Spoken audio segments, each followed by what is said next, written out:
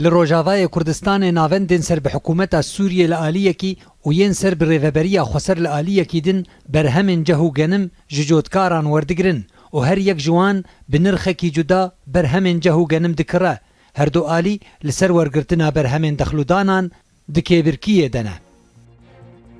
ریوبریا خسر را گهاندیه کج دستپیکا و مها حزیرانه و بهتر 105,000 تن جهو گنم ورگرتیه و جبو و مبسته 22 ناوند دیار کرنه. لگوری آمارن دسته یا آبوری و چاندنیه یا ریوبریا خسر حتی نه و مها حزیرانه وان 45,000 تن جه و 6,000 تن گنم ورگرتنه. ریوبریا خسر جبو کرینا جه نرخ 100 لیره سوری جبو 1 کیلوگرام و جبو کرینا گنم نرخ 106 لیره سوری جبو 1 کیلوگرام دست نشان کریه.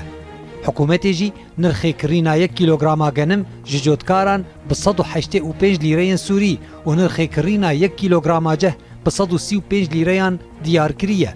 ریوبریا خسر را گهاند بو که جبو ورگرتنا برهمن جهو گنم و 200 میلیون دلار و حکومتی جی را گهاند بو که 400 میلیارد لیره سوری جبو همان مبسته ترخان کرنه. ریوبریا خسر پیش بینی دکر که برهما ای سال جهو گنم بگهجه 2 میلیون و 600 هزار تونی جوه 1 میلیون و 100 هزار تون گنم و 1 میلیون و 500 هزار تون جه. لی بسدما شواط افتبابا پیش بینی کری با آوائه کی بر بچاف کم بو. ریوبریا چاندنیه یا پارزگاه حسکه یا سر به حکومت برهما ای سال جهو گنم ب 2 میلیون تون تخمین کربو. جوانجی 1 میلیون و 150 هزار تن جه و 850 هزار تن گنم. ریوبریا چاندنیه یا سر به حکومت روبر چاندی به جهو گنم لپارزگاه حسکه به 910 هزار هکتار تخمین کربو. جوی روبر حتی نها بهتر جه 705 هزار هکتار هاتیه چنین.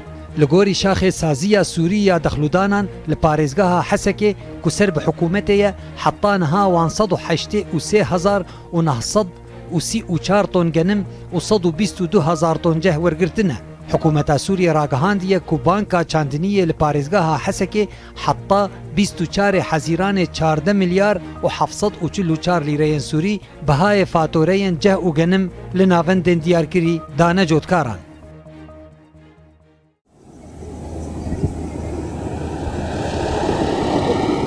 دسته چاندنی و آبوری یا ریوبریا خسر زیان انجام شواطا زویان جی به 19 میلیارد لیره سوری تخمین کرن. روبر زویان شوطی حتی 16 و ماه حزیران گهشت نزیکی 40,806 هکتاری.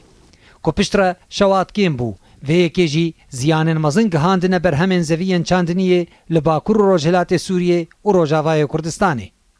خالد جمیل محمد، روداو.